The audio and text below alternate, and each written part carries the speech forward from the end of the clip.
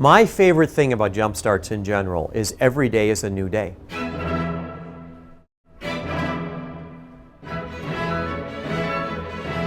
The Innovatrium was basically designed to help organizations in a very short period of time start to get traction or momentum on an innovative idea.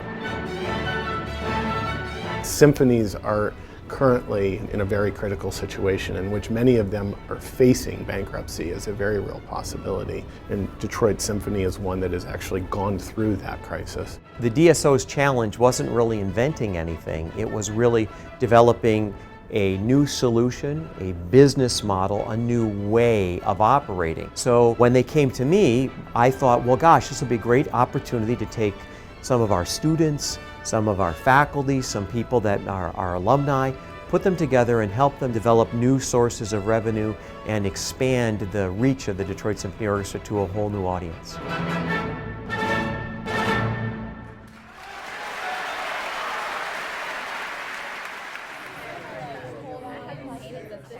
Now, in order to do this, there's a few rules. The first rule, have fun. We have to have fun. If we're really going to come up with anything, we're going to have some energy here. I would describe what we do here in the Innovatrium as making stone soup.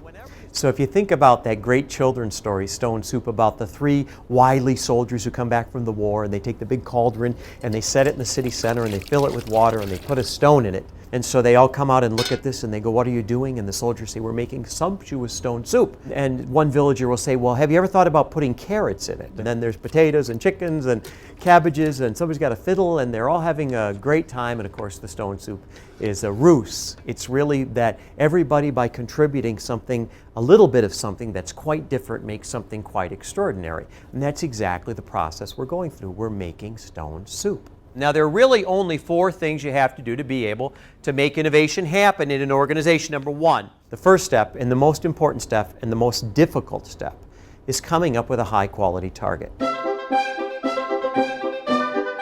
So we have to have something we can hit. It's got to be beyond what we're doing today, but it can't be impossible. So this whole notion of go big or go home, most of those people have already gone home. Most people don't start with a real good target. Either the scope of the target is way too big, they try and boil the ocean and extract gold, or it's way too small and specific. It doesn't leave any room for kind of interesting ideas to come out of this. So the object is we're trying to create forward momentum. So we're going to try and do smaller things that get speed and momentum for us so we can do bigger things. There are all kinds of things going on in the world that are creating trends. And the point is, if you really want innovation, you have to anticipate the trend. Not get on the trend that's currently popular, but get on the trend that's going to happen sometime in the future. What about if we sell our capabilities to someone like Google? I think there's potential for people who experience a live webcast that can then download the audio only afterwards. You know, the whole idea of going to the circus was dying. And what Cirque did was it made the audience participate in the Cirque. Maybe a trend is that people are viewing and participating somehow in the art. Remember, we don't have to be specific. We're just saying, what is it we're seeing going on? We also talked about other types of trends. Think about what's happening with social media with things like LinkedIn and Facebook. Think about what's happening with aggregators of media like Hulu or Netflix. Think about the explosion of YouTube. People now being able to not only produce their own stuff, but also curate it. And it's creating this tension between local versus global content, this idea of access. We talked a bit about what happens at a TED event, and that it's not just you come and hear a speaker, you don't just come for a concert, you stay for an evening event. But I think it offered some really interesting opportunities for the DSO to think about, maybe we don't have to build this market all our own. Maybe we can take these ideas that we've got and put them into markets that are already being built by other media providers and distributors. Talent is everything. And boy, we got a lot in this room, so we're lucky today, but we can even be better. The second thing you really need to do to make innovation happen, to really make stone soup, is you have to enlist deep and diverse domain experts.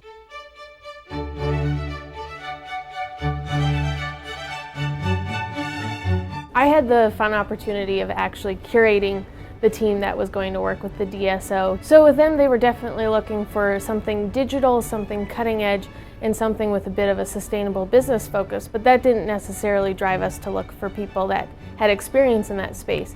So we had people from engineering to business to design, young undergraduate students, all the way up to very experienced professors and industry professionals. All across the board, we were able to tap into the idea of what could we offer the Detroit Symphony Orchestra. So the notion is, given what you're trying to do, we have to have expertise in forming the team and expertise on the team itself to do this. So let's go around and what kind of people do we need? Who's done this well with regard to advising? Right? How's Netflix making it happen? Who's our audience? We need somebody who's good at analytics. And then what is it that they like? What sites do they go to? How Somebody do who they can maybe use- create some profiles of like our users. Innovation really happens at the edges of disciplines. It doesn't happen inside of it. If it did happen inside, it would happen with standard operating procedures. So you've got to have somebody who maybe has a background in finance, and they're talking to somebody who's a background in media. They're talking to somebody who's a background in classical music. But I want to add something that people get wrong all the time. It's not an amateur sport. If you're trying to make a heart valve or a medicine or make something happen with the classical music audience, somebody actually needs to know their part of that puzzle. The newspaper industry has gone through something very similar to this. So somebody from like maybe the New York Times, where their market has gone from distribution to online, would be a great advisor to have. The music industry overall is struggling in this area. They also are well versed in what it means to make money on a product that people expect to be free. And I think that ultimately that's what you need to be looking for. Innovation is not about alignment. Alignment is the death of innovation. What you need to have is constructive conflict. To me, you could easily have like a person who's like a front-end developer and they kind of do both. So I want you to kind of point me in the direction I'm going to figure it out. The younger generation learn it from each other.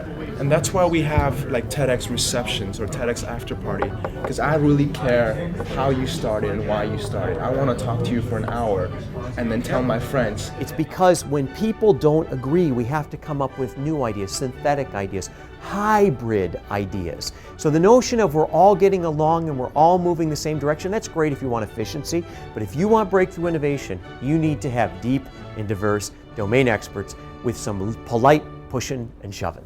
So somebody in your group is going to say something that's really crazy or stupid. Your response has to be, that's interesting, write it down. The third step is the step that most people associate with jumpstarting innovation or making stone soup, and that is taking multiple shots on goal. I think it's a great metaphor, because if you like to play soccer, you'll notice whoever wins the game is whoever gets more shots on goal. So the key is not to avoid failure. The key is to accelerate it. In the innovation game, most of what you do isn't going to work.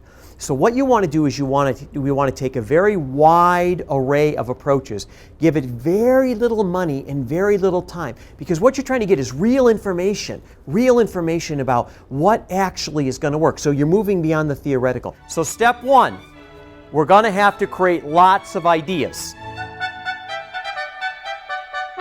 Okay, so it's a reality show. Backstage at Orchestra Hall. Oh yeah, and the reality show. 24/7 on-demand player. Maybe it's like you see your motions and the real conductor's motions are going on, so you can see where you messed up. You need to start doing things to make innovation happen. So if you just plan, everyone's stuck in the planning cycle, people aren't doing things. They're not prototyping, they're not testing markets, they're not seeing the reality of the situation. You've got some really good ideas here. They're not fully formed, some of them are a little bit woobly, some of them need a little more work, but you've got some really good ideas here. Here's the next step. I'm going to have each team pick one idea from the opposite team. And what you're going to come up with is you're going to take these two ideas and you're going to build a new idea. You're going to create a different idea. It's going to have a baby. You're going to get together and have a baby is what you're going to do. So if you gave them all Google Glass that were linked to one another. Oh, that is so cool. So like you have no idea who you're partnered with, but like you're seeing the stage, but then also seeing it from their perspective while they're on stage. And that gives people a reason to keep coming back. So we have 30 concerts and they are constantly rerunning. They can come back and watch that same concert. They log in and they say, oh, this is playing, but I can do this time. I think almost all of the end projects were these kinds of experiments. So think about it for a minute. They're going to try and create like a Disneyland experiment. We would like to welcome all of you to DSO Land, the musical adventure park. DSO Atrium could be the Vimeo for the high arts. It's a place that really fosters the classical arts. Because there is no data on the future where innovation happens, there's a lot of ambiguity. There's a lot of things we need to learn very, very quickly. So it's very important that these don't have too long of a horizon and that they're not too expensive and they're not too Homeric, right? And if they are very large projects, it's important to chunk them down into manageable segments so that you can really see what's going to work and not work. So this isn't theoretical. Who wants to work on this experiment? So the object is we're going to move from doing something theoretically to actually doing it. Well, the fourth step, which I think is actually one of the most important steps, is you have to learn from your experience and experiments.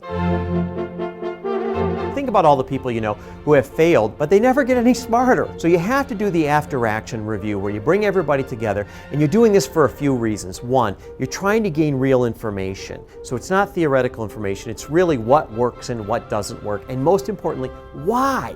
Why doesn't it work? So the object is, if it's not working, instead of trying to fix it, move on and build on what is.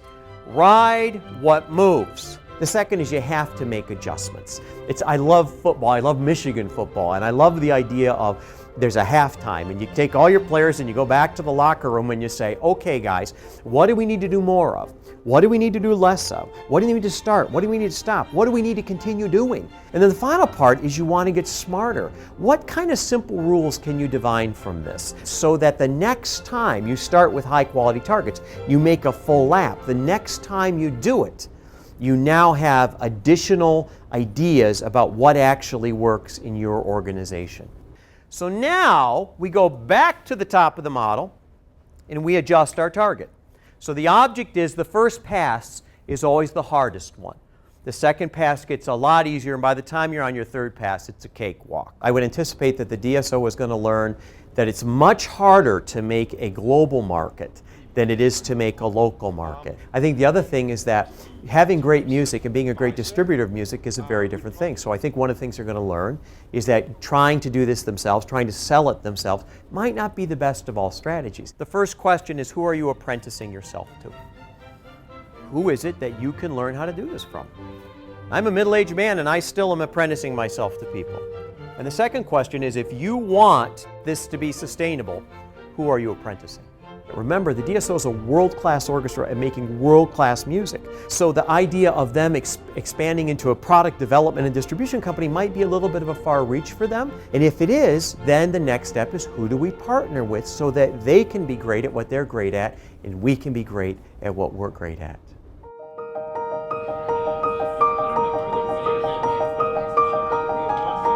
I think the DSO developed a self-confidence to see how far they could go in a single day. I mean, this was just one day. It wasn't even a full day. And they covered an awful lot of ground. This is just tremendous. I mean, no matter how these various ideas go forward or don't go forward and which one rises to the top, these ideas are permeating our brains, the three of us, and I know that in different ways they're going to make their way back into the conversations.